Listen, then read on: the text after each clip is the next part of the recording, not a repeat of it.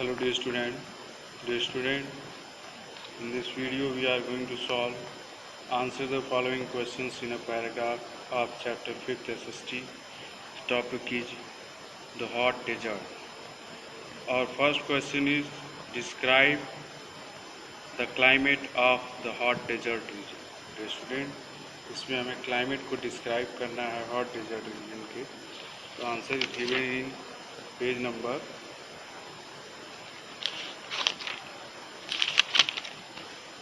34. ये student page number 34 पे जो क्लाइमेट हेडिंग दिया है ये हेडिंग हम फिल करेंगे. इसके बाद हम लिखना शुरू करेंगे. The region receives very little rainfall less than 25 centimetres in a year. ठीक है, तो सिर्फ इन अ ईयर तक इस पॉइंट में हम लिखेंगे. आप याद रखिएगा, इस पॉइंट में हम सिर्फ इन अ ईयर तक लिखेंगे. उसके बाद हम दूसरा पॉइंट लिखेंगे. As there is very little moisture here, no clouds form with. ठीक है, no cloud form without clouds to block the heat the land. तो डियर स्टूडेंट, इसमें हम सिर्फ यहीं लिखेंगे as there is very little moisture here, no clouds form. Form के बाद फुल स्टॉप होगा हमारा. इसके बाद हम अगली पॉइंट्स के बारे में लिखेंगे.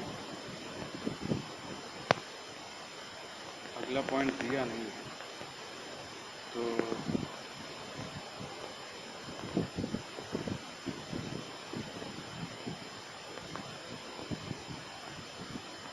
मैं इस आंसर को फिर से बोल रहा हूँ, आप ध्यान से सुनिए.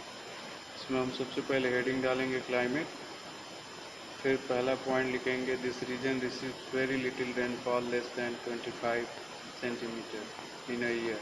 ठीक है, इन अ ईयर तक लिखेंगे. उसके बाद दूसरा पॉइंट लिखेंगे as there is very little moisture here, no clouds form without clouds to block the heat the land heats up quickly during the day and cool down fast during the night. तो हम यहाँ तक लिखेंगे night. ठीक है, तो ये हमारा पॉइंट कंप्लीट हो जाएगा नाइट तक लिखने के बाद. तो इस तरह से जो हमारा पूरा आंसर है वो मैं पढ़ रहा हूँ. पहले हम हेडिंग डालेंगे क्लाइमेट. उसके बाद लिखेंगे this region receives very little rainfall less than 25 centimetres in a year. उसके बाद दूसरा पॉइंट डालेंगे, उसमें लिखेंगे as there is very little moisture here, no cloud form without clouds to block the heat the land heats up quickly during the day and cools down fast during the night. इस तरह से जो हमारा detail answer 1 है वो climate से related उसका answer complete है. अब हमारा जो दूसरा क्वेश्चन है डियर स्टूडेंट, दूसरा क्वेश्चन हमसे पूछ रहा है in what ways have desert plants adopted to the desert environment. जो डेजर्ट प्लांट्स हैं वो किस तरह से डेजर्ट इन्वायरमेंट को अडॉप्ट कर पाते हैं. Now the answer is given in page number 35. In page number 35 there is plant life. तो हमारा हेडिंग जो होगा वो होगा प्लांट लाइफ. और इस हेडिंग में हम पहला पॉइंट लिखेंगे plants find it difficult to grow in desert due to the lack of water. The plants that do manage to grow here are hardly plants that have adopted the desert conditions. ये point पूरा लिखेंगे हम. उसके बाद दूसरा point लिखेंगे some plants have thick stem that store water. Next point में हम लिखेंगे थर्ड पॉइंट में the leaves of desert plants usually have a waxy coating. waxy coating के बाद फुल स्टॉप लगाएंगे, आगे नहीं. उसके बाद नेक्स्ट पॉइंट लिखेंगे. नेक्स्ट पॉइंट्स में some plants that grow here like cactus have a wide network of root close to the surface. Surface तक लिखेंगे. इसके बाद लिखेंगे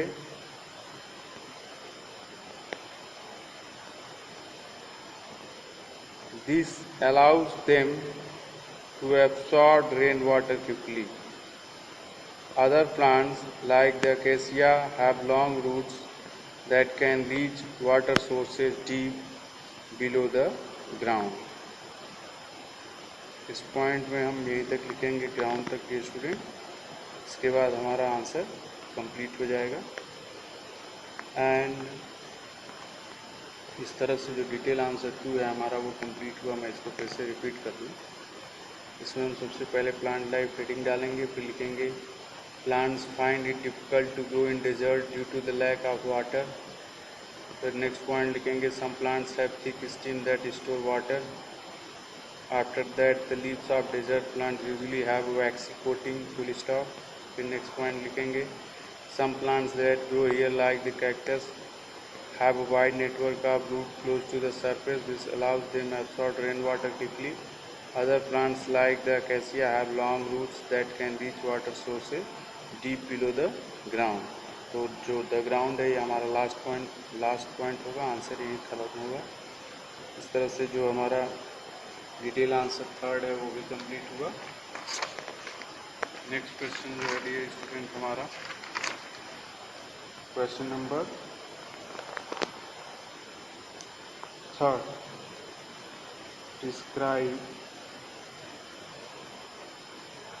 describe how the camels are well adapted to life in the desert। Camels जो हैं वो desert की life को किस तरह से वेल अडाप्टेड कर लेते हैं। तो इसका आंसर जो है पेज नंबर 36 पे दिया है। तो हम यहाँ लिखेंगे, हेडिंग डालेंगे कैमल्स, जो फॉर थाउजेंड्स ऑफ ईयर्स लिखा है इंफॉर्मेशन।